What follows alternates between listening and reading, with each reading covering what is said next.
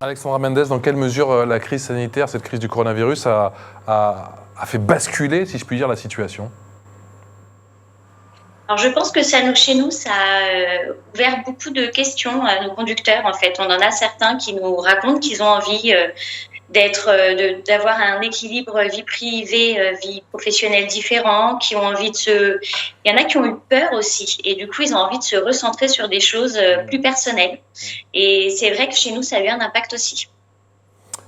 Le Covid a mis un sérieux coup au secteur. Certains disent que c'est un coup de grâce. Vous êtes d'accord avec ça ou pas du tout ? Non, je dirais pas ça. C'est vrai que ça a mis un coup au secteur et que du coup, on est un peu en difficulté, on est en pénurie et donc oui, ça a eu un impact. Après, je pourrais pas dire un coup de grâce. On n'est pas non plus, on arrive quand même encore à recruter, on arrive à former, on arrive à intéresser les jeunes quand même à nos métiers. C'est peut-être un peu différent, faut peut-être chercher un peu différemment, recruter un peu différemment.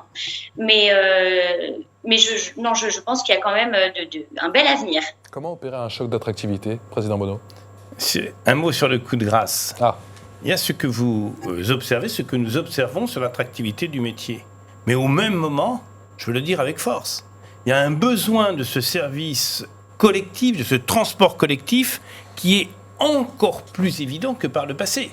Quand on fait du transport collectif, on limite le transport individuel. Et dans ce moment de réchauffement, dans ce moment de crise climatique, dans ce moment où on doit se mobiliser pour produire le moins possible de CO2, le transport collectif assuré par nos sociétés, il est encore plus fondamental qu'hier. C'est un service public, mais c'est un service public complètement indispensable. Donc, il faut défendre ce métier. Ce métier est essentiel. Il faut que les sociétés, dans leur rapport au pouvoir public et aux salariés, trouvent ce nouvel équilibre que vous citiez. Mais la société aujourd'hui, pour répondre à la crise climatique, a besoin encore plus du transport collectif.